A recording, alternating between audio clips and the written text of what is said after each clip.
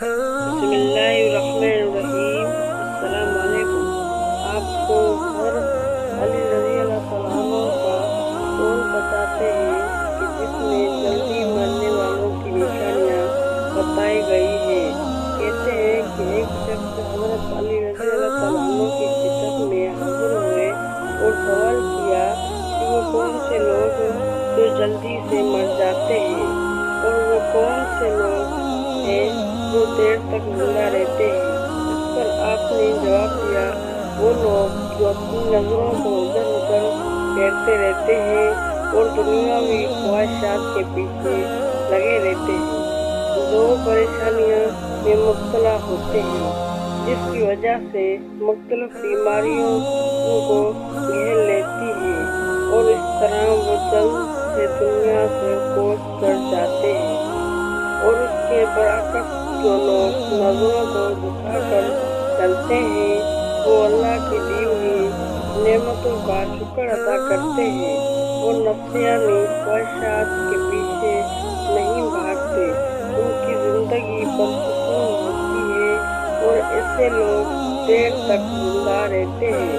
ایک اور روایت میں آتا ہے کہ حضرت علی کہتے سے گزر رہے تھے کہ ایک شخص اداس بیٹھا ہوا تھا اور آپس شخص کے پاس گئے اور اس کی پریشانیوں کی وجہ پوچھی تو اس شخص نے کہا کہ میری بچپن سے خواہش تھی کہ میرے پاس 1000 اونٹ ہو، لیکن میرے پاس صرف 4 اونٹ ہیں۔ تو حضرت علی رضی اللہ تعالیٰ عنہ نے اس سے سوال کیا، اگر تمہارے پاس ایک چیز موجود نہ ہو تو کیا تم وہ چیز کسی کو دے سکتے ہو؟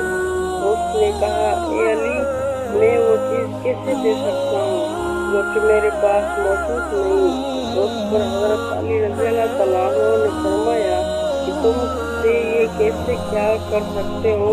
اگر تمہارے پاس 1000 ہوں گے تمہیں خوشی اور سکون نصیب ہوگا، حالانکہ بہت سے ایسے لوگ ہیں جن کے پاس 1000 اونٹ ہیں لیکن وہ پریشانی حال میں ہیں، ان کی زندگی میں سکون نہیں ہے۔ اگر تمہیں 1000 اونٹ مل بھی جائیں تو تم مزید کی خواہش کرنے لگو گے۔ اسی لیے خواہشات کے پیچھے بھاگنے کے بجائے اللہ کی دی ہوئی نعمتوں کا شکر ادا کرو، تمہاری زندگی میں سکون آ جائے گا۔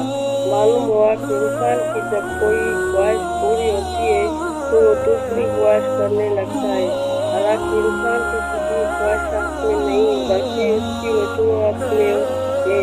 اگر تمہاری ایک آنکھ خراب ہو جائے تو تمہاری اولین خواہش یہی ہوگی کہ تمہاری آنکھ ٹھیک ہو جائے، یا تمہارا کان خراب ہو جائے تو تمہاری اولین خواہش ہے کہ تمہارا کان ٹھیک ہو جائے۔ انسان کا مقصد یہ نہیں کہ وہ ساری زندگی خواہشات کے پیچھے بھاگتا رہے، بلکہ اس کا مقصد یہ ہے کہ وہ اپنے آپ کو تلاش کرے اور اپنے وجود کو پہچانے اور اللہ تعالیٰ کو راضی کرے، اللہ تعالیٰ کے راضی کرے، اللہ تعالیٰ کے ساتھ اپنے تعلق بنائے۔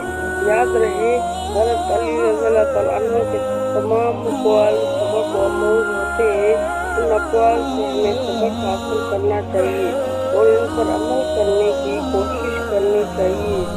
ویڈیو اچھی لگی ہو تو لائک کیجیے۔ اگر آپ کو اسی کے حوالے سے کوئی کمنٹ ہے تو کمنٹ میں بتا دیجیے۔ اللہ آپ کو کامیاب کرے۔ ملتے ہیں کسی نئے ویڈیو کے ساتھ، تب تک کے لیے اللہ حافظ۔ چینل کو سبسکرائب کریں۔